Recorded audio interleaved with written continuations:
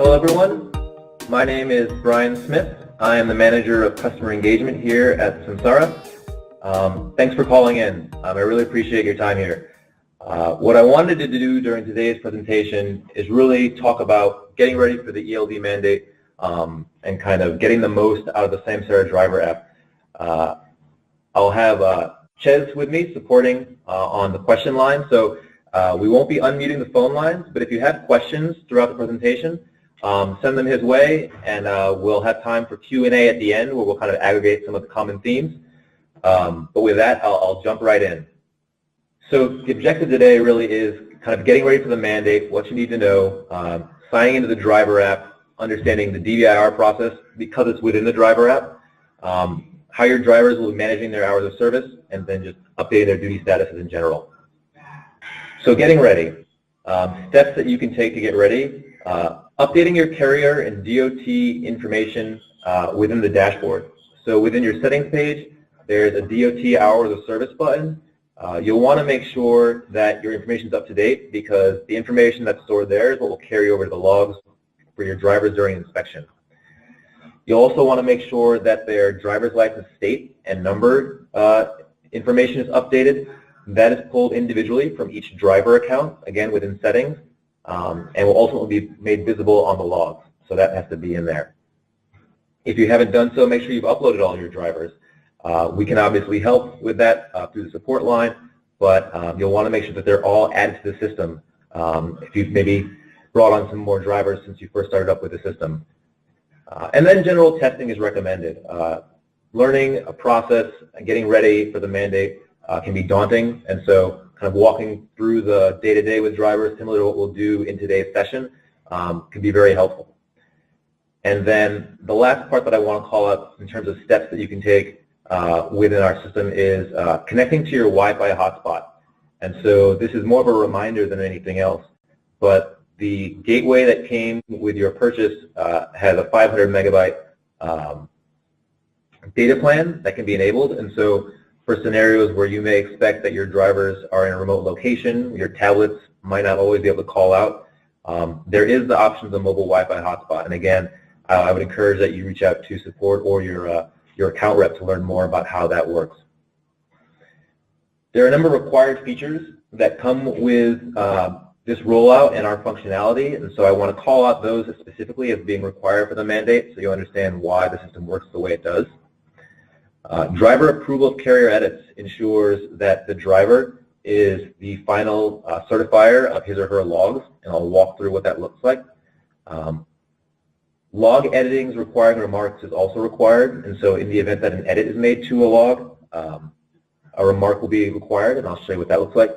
And then we have some special duty statuses made available that fit within the mandate that I'll get to during that point of the presentation. So if I jump right into kind of starting off with a day-to-day for a driver, when they first start up, they'll be asked to enter a fleet ID, a username, and a password. Their fleet ID is set within the dashboard, and once they've logged in for the first time on any given device, it will always remember the fleet ID. If your drivers have one dedicated mobile for each driver, the fleet ID and the username will be remembered every time, and so they'll only need to remember their password for every subsequent login. Once they've logged in, they'll be asked to certify their previous day's logs. In the picture here, I have 13. The current system reduces that to 8. If your drivers log in for the very first time, they'll be told they have 8 previous days that they can review. That's totally fine. They're just getting up and going. From this page, they can review and certify those logs, or they can choose to skip. If they review and certify, the intent for a page like that is maybe they've only been off for a day or two. They know they've been off duty, they come back. They'll be given a visual that shows them their duty status for that time frame, and they can quickly certify that in one go. So that's the intent of a page like that. After they've gone through that step, they'll be asked to select a vehicle. I only have one vehicle listed here, but you'll likely have multiple. The fastest way to search for vehicles, as opposed to scrolling through, is to utilize the search feature. All that information comes up really quickly, and so if they're scrolling through multiple vehicles, you can save them some easy time by letting them know they can just search for that information and do their vehicle assignment that way. I want to jump into the DVIR portion, but one part that I will call out, because we won't dedicate a slide to it, is the vehicle button. In the event that a driver selects the wrong vehicle or changes vehicles throughout the day, they're not required to sign out of the app entirely just to pick a new vehicle. You can select the vehicle icon, it'll bring up the vehicle screen I just showed, and they can pick the correct vehicle. So just a quick tip there. As we dig into DVIRs and move forward there, when they go to the DVIR page, they'll be asked to start a new report. When they start that new report, the vehicle information will be pulled over automatically. They'll be asked to select between a pre and post trip, and by default, walk-around pictures are optional. There's functionality in the dashboard in the back end to require them, but at the outset, they're optional. And then for any defect that's discovered during the inspection, drivers can select Add Remove Vehicle Defect and select all the defects that apply. During the demo portion of the presentation, I'll kind of walk you through all the available options, but they can select one or multiple defects, take one or multiple pictures per defect, and provide free-form text. Our system supports alerting based on DVIRs, so in the case that you have a fleet manager that wants to know when unsafe DVIRs come in, it's possible from the dashboard to set up an alert that will send them a notification every time an unsafe DVIR has been entered. The pictures that I mentioned as part of the defects come over to the maintenance dashboard, so it's really helpful to encourage drivers to take pictures and write thorough descriptions when time allows. Regardless of whether defects have been found or not, they will then hit next and ultimately be asked to certify that the vehicle is either safe to drive or needs attention. If there are existing defects and they mark it as safe to drive, they'll be reminded that there are existing defects on the vehicle. Using their best judgment, they will certify, and then that record will live on the vehicle for all subsequent drivers to see.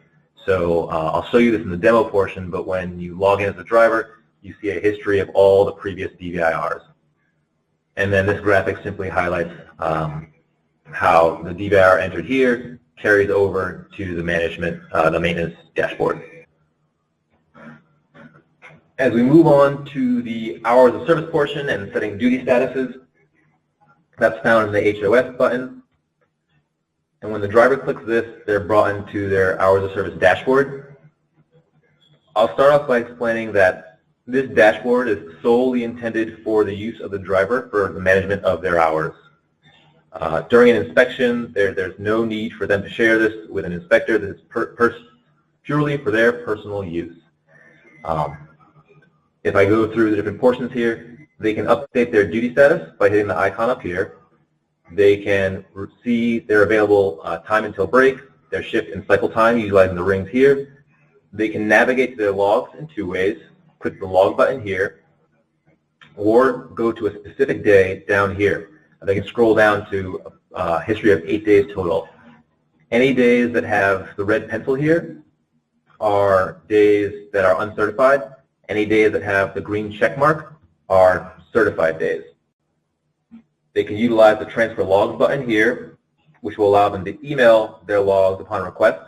But there's also functionality within DOT inspection, and really everything they need for the inspection is behind that button, so I'll go through the use of that in a little bit. This slide is just a blowout of what it looks like to manually change your duty status. So in this case, the driver has selected the current duty status button. They picked on duty. They pick save. That puts the driver into on duty. So this is this page. We'll take some time to talk through one of the mandated requirements that I spoke about earlier at the top of the presentation. For this page, when the vehicle goes above 5 miles an hour, the system is required to put a driver into the duty status of driving. So once assigned to the vehicle, whether they are on duty or off duty, the driver is moved automatically into driving. When they stop, they will get a reminder notification that will check in and ask, are they still driving? Do they want to go off duty? Are they going on duty? So they'll get that reminder so they're not left in driving when it's clear that they're no longer in motion. If they miss the notification, if they don't do anything at all, they'll automatically be put into on duty. And then obviously throughout the rest of the day at breaks, another on-duty time applies, they can make their setting changes manually. And then there are also options for them to make edits that we'll get to in a couple of slides. As we get to the certification process, drivers are able to certify their logs from the log pages. So again, they can go from the log graph or go to any particular day. Once on that day, they can click Certify and Submit.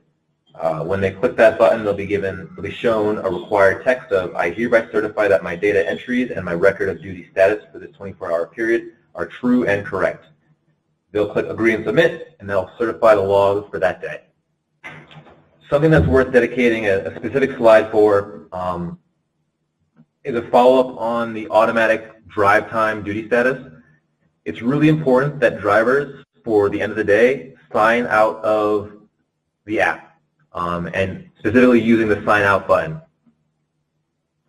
When they go to sign out, if they don't sign out of the system, the next person to drive that vehicle, the system will think that the previous driver is still driving. They're still associated with the vehicle. If anyone else drives that vehicle, whether it be a maintenance personnel or a driver performing a different route the next day, the system will still think that the initial driver is associated with that vehicle, and that drive time will show up on their logs. So it's really important to encourage drivers as you're training them now, even as a reminder as we get ready for the mandate, that it's really easy to stay signed in if you're not being purposeful. And so I encourage you, as you're kind of doing your testing, working with your drivers, talking about the system with them, I encourage you to remind them that when they're done with the system for the day, that they need to sign out. And it's different from swiping the app closed, and it's different from turning the phone off. They need to sign out of the app. I mentioned earlier that there are some options for editing. This is the driver portion of that. So drivers, just like they did from the certify page, they can make some actions. Of edit on that page. They can edit their logs by clicking the graph. That will bring up this page here where they can pick a start, an end time frame, and a duty status for that time frame, and they can save that. Again, as part of the mandate, they will be reminded that they need to put in a comment. I'll show you what that pop-up looks like a bit later in the presentation, but that's how they can make their edits. And then in terms of carrier edits, I mentioned this also at the outset, but drivers are ultimately tasked with certifying what appears on their logs. And so in the event that as a supervisor, a manager, you need to make an edit to a certified log, the way that works in our system is you would make an edit similar to the way the drivers do. You have a start and an end time frame, and you can pick the applicable duty status. But when you save, that information shows up as a pending update and ultimately pushes a notification to the driver when they sign out to approve that update. And that looks like this for the driver. So when they go to sign up for the day, they'll get a page that says, you have pending carrier edits that need your approval. They should then click Review Carrier Edits, at which time they'll get a page that shows them the proposed changes that you've made.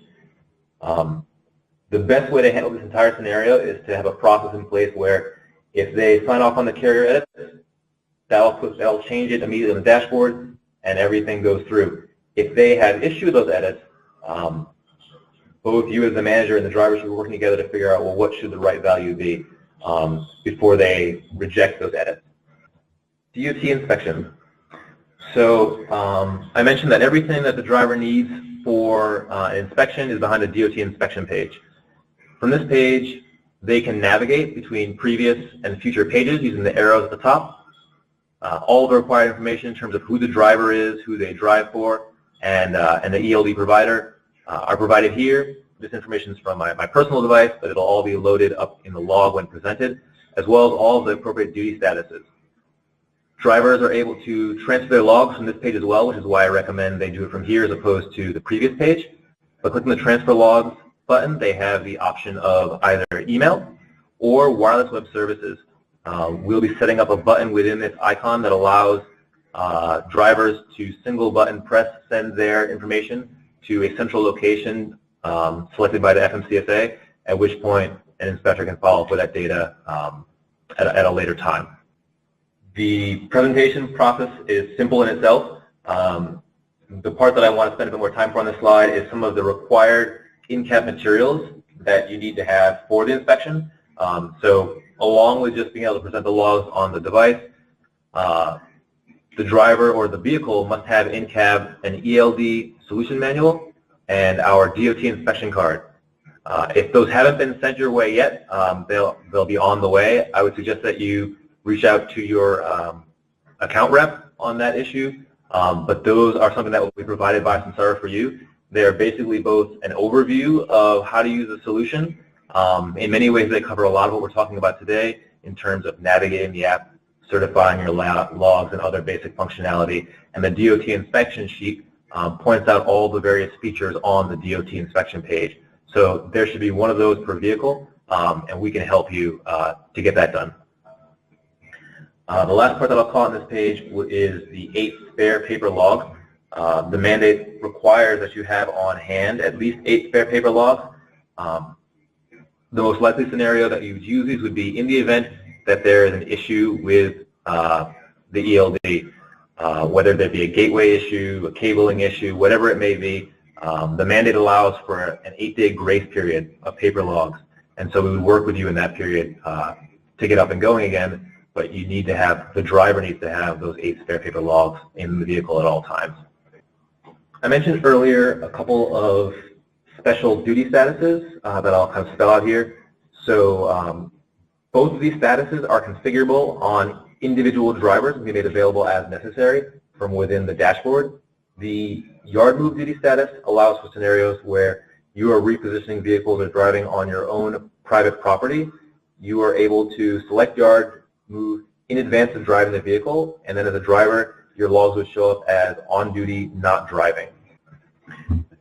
You also have the option as a driver to select personal conveyance. Personal conveyance would be a scenario where you are driving off duty, you are no longer working, you are unladen, and in this scenario, drivers individually at their discretion have the ability to use personal conveyance, and that shows up as off duty, not driving. Again, this won't apply to everyone on the line, but these are options available within your dashboard that we can help you configure in follow-up if that's something that you need to talk about. But those are both available to you. Diagnostic and malfunction alerts. The mandate is also very clear on requiring that all ELD solutions be self-aware of their level of compliance. And so in the event that the system is out of compliance, in most cases, it will be an issue with gathering engine runtime to the system, informing drive time. One or both of these icons will show up on the dashboard indicating that there is an issue with the installation and its level of compliance. Our recommendation here is to reach out with either a manager or a driver and a manager, reach out to our support team. At Samsara, we are fully committed to keeping you compliant, keeping you on the road, and so whatever we need to do to help improve the install, make sure you have the right hardware, we will do to make sure that you're up and going. And so, we're very aware of that 8-day grace period, and we want to get you back up and going as soon as possible. And this is how you're notified that there may be an issue. The last portion that I want to cover in terms of the presentation before I go through the live demo is just talking through our internet connectivity solution. There will be scenarios where the driver or the vehicle is out of cell coverage.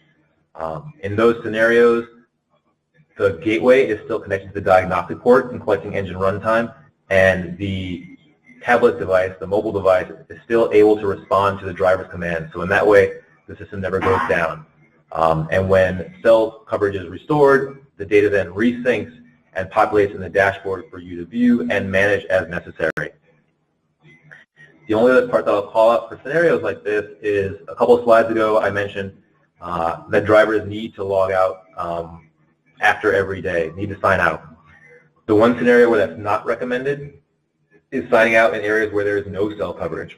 So in the event that a driver is stopping in a remote area and needs to end their shift for the day, if they go to sign out, they will get a notification that tells them that they don't have cell coverage, and to do so may impact the validity of their logs. In those cases, especially if the driver is the last driver of the vehicle at the end of the day and they'll be the first in the morning, they're encouraged to update their duty status accordingly but stay logged into the system, because there's no chance that someone else will drive that vehicle and impact their runtime, so there's no need for them to sign out. But that is the only scenario where they would be encouraged to stop driving, be done with their shift, but stay logged into the vehicle, that they're sure no one else would be moving it. So that's everything that I wanted to cover in terms of the deck. And we will be sharing both the deck and a copy of this walkthrough in the coming days. What I wanted to do with the rest of our time here was go through a quick demo on my device of what it looks like to be a driver and manage your hours of service. So I'll pull that up really quickly. So what I have on the screen here is the Samsara dashboard, the report for managing hours of service on the left, and I have a copy of my phone on the right here.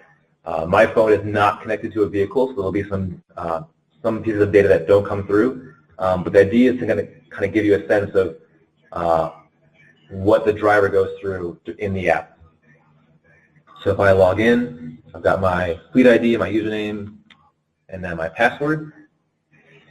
I'll log in, and I'll get my pop-up. I have 7 uncertified logs. I'm going to skip that right now, if that's a reminder I get on login. And then I'll select the one vehicle I have here. And again, if you have multiple as a driver, the recommendation is to use the select vehicle search. So once I've logged in, again, if I want to change vehicles, I can go pick another vehicle if one's available. It's really straightforward, but I'll dive right into the DVIR process. So when I log in, I can see all of the other DVIRs that have been entered on this vehicle. I can see the safe reviews, I can see any resolved issues, and if I dig into this resolved issue, I can see that there was a battery issue, the defect was corrected, and then I have the signatures from the original author as well as maintenance. And it just happens that for this particular defect, there isn't a follow-up driver sign-off as 2 other defects were recorded here. But that would complete the DVIR if there were a final safe review. I'm going to ignore the fact that these are unsafe right now and just show you what it looks like to add a report. If I go to start a DVIR and I haven't gone on duty, the first thing you'll notice is that I'm asked to go on duty to complete that DVIR. So I'll switch to on duty. And when I do that, a couple things happen. I'll be asked for tractor only or tractor trailer. I'll pick tractor only right now. But you'll also see that on the dashboard, I just went on duty. For the purposes of the DVIR, my vehicle information comes over. I have radio buttons between pre and post trip. And then I can go and select all the defects that I want to add. So I can select one defect, I can select multiple defects, and I can take a photo if I want from my smartphone. Again, there's a long list of defects to choose from here, and then at the very bottom, if the driver doesn't find a defect that fits the issue that they're currently observing, they can click Other. And again, they have the options within Other to select picture or select Other. A little screen tearing there. Screen issue on my phone.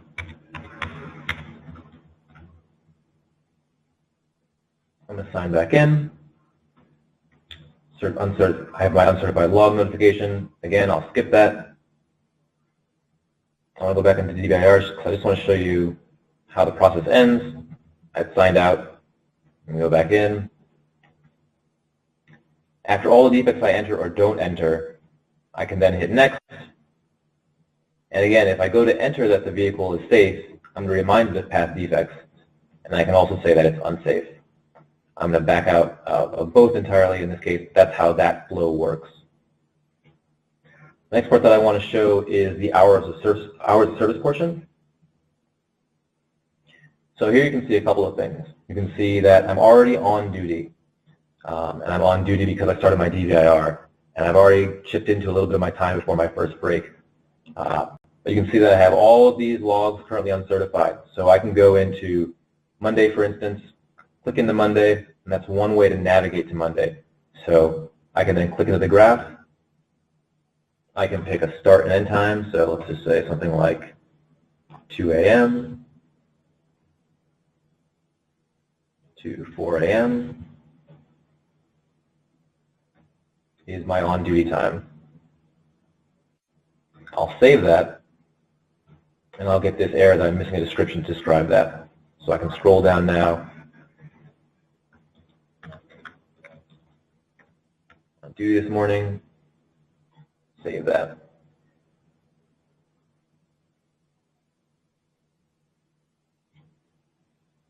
I can then go backwards, went back too far, and then if I want to navigate to that time as well, I can go into current day. I've got this artifact at the bottom of my screen. 1 second. I can now go in and look at this day. I can scroll back to that edit. What I want to do now is certify that day. So I can go and certify. I get the notification. I agree and submit. That now certifies this J as Jeff Smith. If I then go into so that's the log functionality.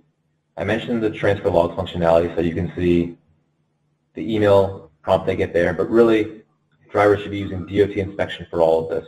So if I go into DOT inspection, again, I have all the basic information of who the driver is, who they're driving for, ELD information. Again, this will populate with engine runtime when available. And then if I go back to the day that I certified, you have my signature at the bottom. So for every day that's certified, on the log it shows up as this e-signature. And then again, drivers can click transfer logs, they get email, and they'll also eventually get the wireless web services option.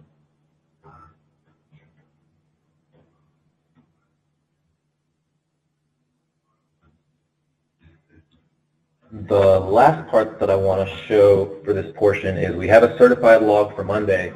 So what does that look like on the administration side? So on the administration side, I can click into Jeff Smith, the driver.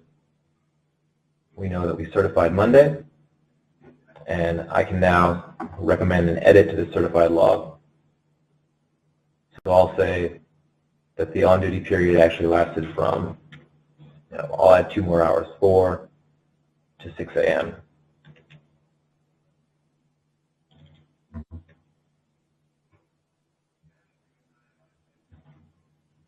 Put in a note.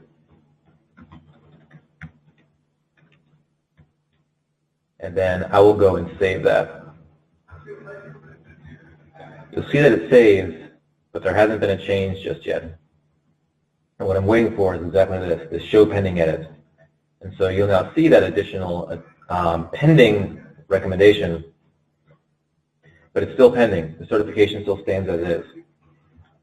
And so the workflow would be that the driver would finish their day, and they'd go to sign out.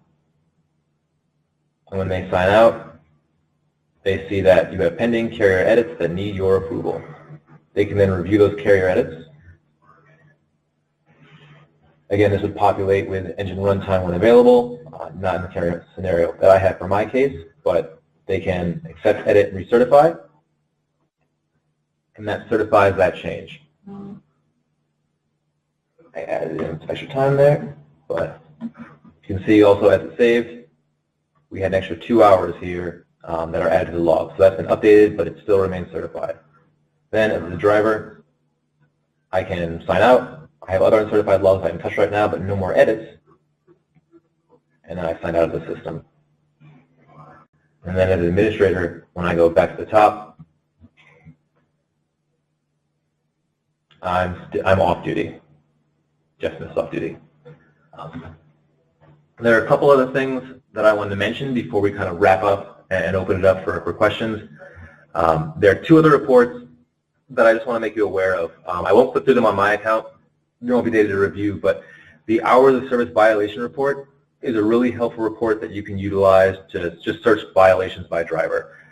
You can filter away any certification errors and really follow up on any particular issues within the reporting window. The other report that I want to draw your attention to is the unassigned hours report. So in the event that someone drives a vehicle, there's no driver assignment, and those hours are unassigned.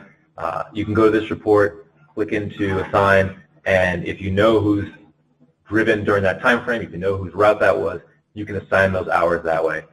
Those are two really useful reports that can kind of help you stay on top of both violations and unassigned hours as they occur throughout the day.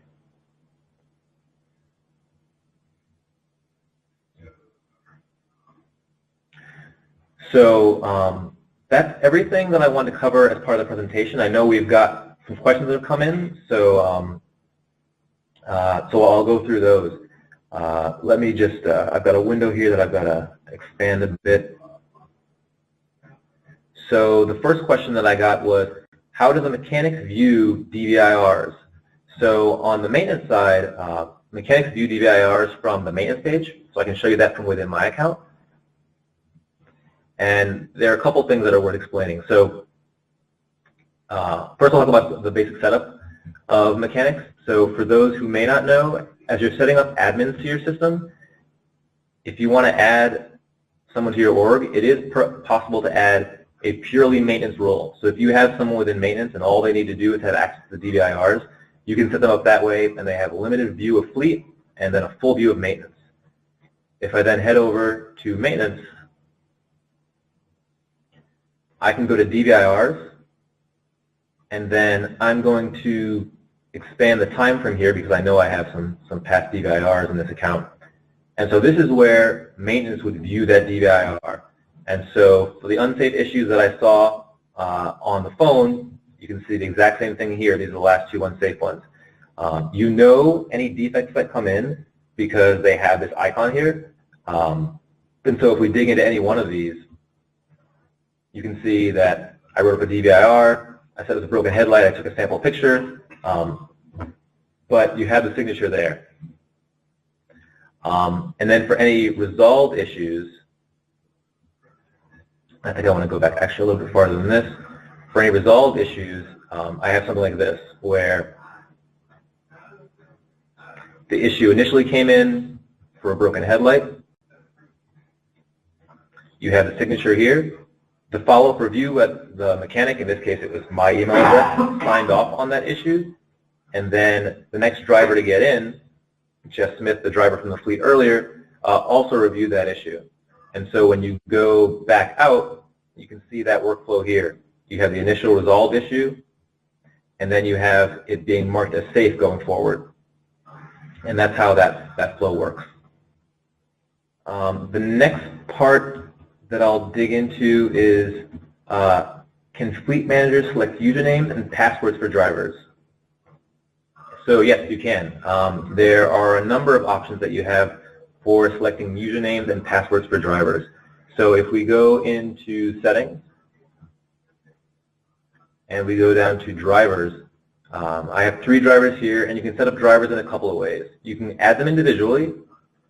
So you set up drivers, and you can put in a display name of any kind, a phone number of any kind, and then specific to this discussion, the system won't require it, but for the mandate, it's required to have license number and license state. So it'll be important to put this information here.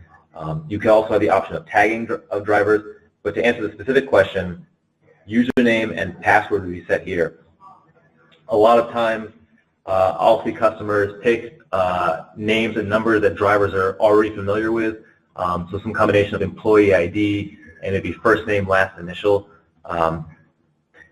The username and password is all controlled from the settings page, and so for whatever you set up, you want to make sure it's something that can be maintained by someone who has access to settings. And you'll actually notice there's a reminder on here that admins can create driver accounts online in the Samsara dashboard. So if drivers have questions, this is a note for them that here's how they can go to get help on that.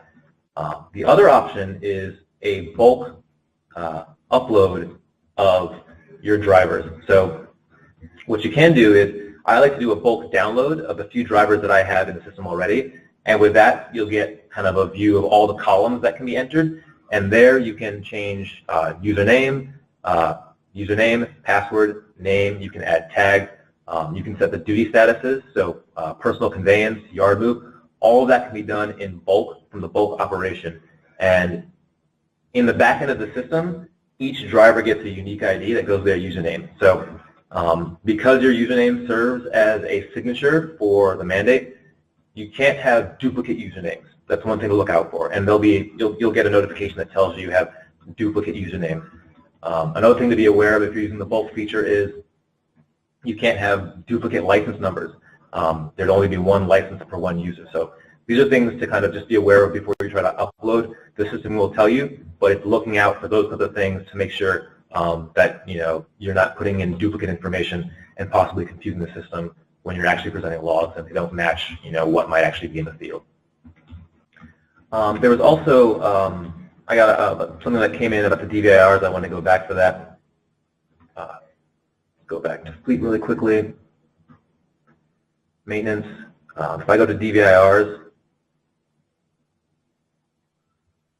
and filter here, I can still do searches. So if I just care about the unsafe DVIRs, I can just look for unsafe. And even within this time frame, I'm only getting the unsafe DVIRs. So just kind of a reminder that the same search functionality that you're familiar with across reports, across the fleet viewer, it also works on the DVIR page. So it's really easy to kind of get to just what you want on that page as maintenance. So I think, I think a couple of the questions that have come in we can kind of address directly. I don't know if there are any general questions that we can ask for the entire group, so I'm kind of scanning through the list here. I'm trying to make sure I get to everything that we can get to, but I want to make sure that there are questions that we can ask to everyone. So I've got a question here about switching over from the mandate. When a driver is switching from a non-ELD vehicle to an ELD vehicle, does the driver have to update 7 days on each, or can a combination of ELD and paper logs? So in this case, I think it's important to be clear that the logs only apply to the driver. So it's meant to fully encompass their work and their drive time. In the event that they're driving vehicles that don't meet the requirements, that all has to exist in one system. And so you'll want to make sure that they're going on duty to cover all of that time, and that when they're within our system, they're signed in and it's capturing the drive time as it comes in and as it occurs. I hope that answers the question sufficiently. So we have a question. When a driver stops and the driver changes status to on duty, will the app kick the driver back into the duty driving once the vehicle starts moving again? Yes, that is exactly correct. So every time the vehicle moves above 5 miles an hour, the driver will automatically be put into the driving duty status. So we have another question. During a DOT inspection, does the inspector have the right to check the tablet or phone? And if so, what are their limitations? So the inspector does not have the right to take or search the phone. They're presented with the log page, and that is the only place that they're supposed to be looking for any information. They can't navigate through other apps. They shouldn't be popping around to other portions of the phone. They only have the right to look at the inspection page that has your log information on it. Good question. So I think that's everything that we have in terms of general questions. There are some specific people that I think we'll follow up with on an individual basis. They're kind of questions specific to them. But really, I appreciate everyone calling in.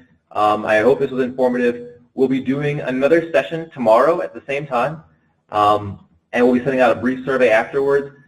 Definitely let us know how you enjoyed this, if this worked for you in terms of timing, in terms of format, if there's more that you'd like to hear, and definitely reach out to your account rep and our support line for any follow-up for items after this presentation. Thank you again, and have a good day.